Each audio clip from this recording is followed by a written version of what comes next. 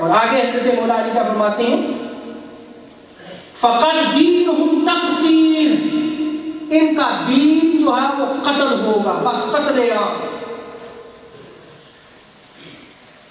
ذرا پوری تصویر دیکھ لیں آپ مشرق کی، کیسے قتل عام کیا جا رہا ہے مسلمانوں کا۔ مولا علی فرماتے ہیں کہ ان کا دین قتل ہوگا، بس قتل کرنا ہوگا، وحشیوں کی طرح جو ہے وہ مسلمانوں کو ماریں گے۔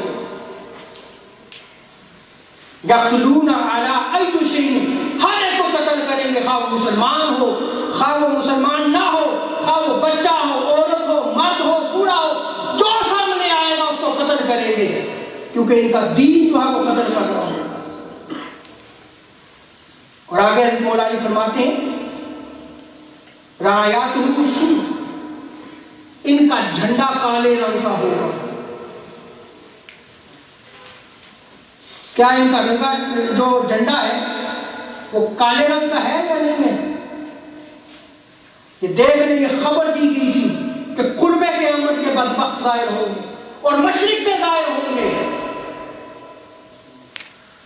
اور ان کے جھنڈے کا رنگ بھی کالا ہوگا۔ اور آگے حضرت مولا علی فرماتے ہیں ہم اصحاب الدولہ، یہ خود کو دولہ یعنی مملکت کے حامی جو ہے وہ کہیں گے کہ ہم اسلامی ریاست قائم کرنا چاہتے ہیں۔ اب بتائیں ان کے جھنڈے کو دیکھیں تو الدولہ کا لفظ بھی لکھا ہوگا، عربی میں دولہ کو مملکت کہتے ہیں، ریاست کو کہتے ہیں۔ اس کی خبر تو 1400 سال پہلے دے دی گئی تھی۔